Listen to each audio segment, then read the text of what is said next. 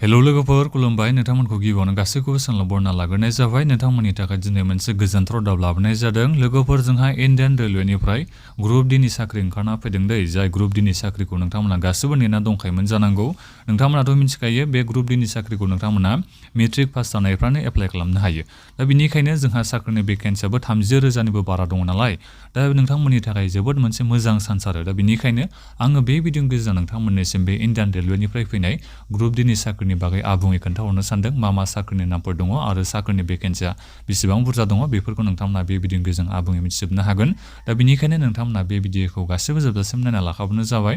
आं नोंथांमोननिसिम गिबियावनो गासिबनिसिमबो गुरै खावलायनाय थाग्रोबावबाय नोंथांमोना जुदि सोरबाफोर चेनेलाव गोदानै फैदोंबा जाहाथे नोंथांमोना बेबादिनो साख्रिनि आपडेट नोंथांमोना मोननो हायो बिनि थाखाय नोंथांमोना गिबियावनो गासिबो चेनेलखौ साबस्क्राइब खालामनानै लाग्रोलायबानो जाबाय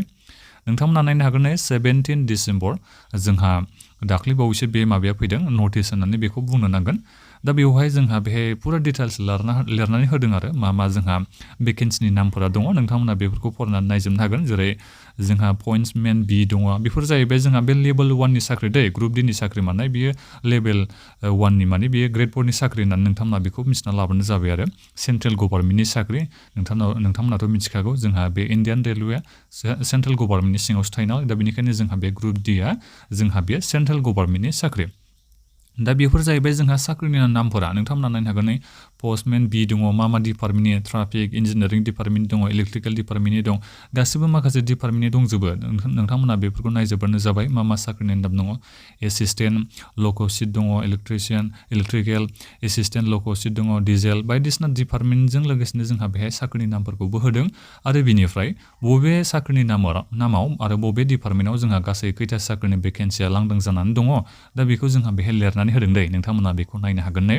बे जाहैबाय जोंहा बे पस्टमेन बिनिफ्राय बेहाय गासै साख्रिनि भेकेन्सिया बेसेबां दङनो 5,058टा जोंहा साख्रिनि भेकेन्सि दङ बिनिफ्राय एसिस्टेन्ट ट्रेक मेसिनाव जोंहा गासै बेसेबां दंनो 799 बेबायदि जोंहा गासिबो साख्रिनि भेकेन्सिखौ लांदां जानायखौ बेहाय लिरनानै होदों दै दा बेवहाय गासै जोंहा साख्रिनि भेकेन्सिया बेसेबांनो 32,488टा जोंहा दायो साख्रिनि भेकेन्सिया ओंखारना फैदों दै नाथायबा आं नोंथांमोननिसिम बेखौ बुंहरनाय जायो जोंहा दायो एप्लाइया जाथ'वाखै बे जाहैबाय मोनसे सर्ट नटिससो फैग्रोदों जेरैबायदि आं नोंथांमोननिसिम सिगाङावबो बे एनटिपिसिनिफ्राय फैनाय साख्रिनि भेकेन्सिखौ आं नोंथांमोननिसिम खोन्थाहरदोंमोन ना भेकेन्सिनि फैनायनि सिगाङावनो फुल एडभार्टाइजमेन्ट फैनायनि सिगाङावनो बेबायदि फैग्रोदोंमोन दा एक्जेक्टलि बेबो दायो बेबायदि ओंखारना फैदों आरो दा बेवहाय नोंथांमोननि फरायनाया साख्रि लायै साख्रि मेट्रिक पासजों लोगोसे ITI नांगोन दै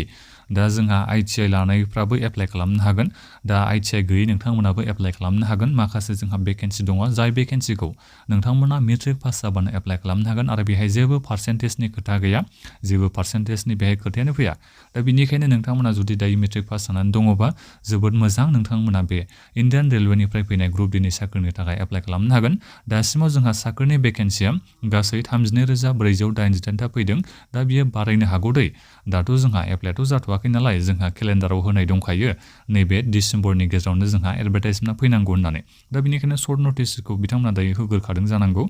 जिखियानो जायामोनो बे साननैसोनि गेजेराव नोंथांमोना फुल नटिफिकेसनखौ मोननो हागोन जाय फुल नटिफिकेसनाव नोंथांमोना आबुङै नोंथांमोना नुनो मोनगोन नोंथाङा बबे साख्रिनि थाखाय बेसेबां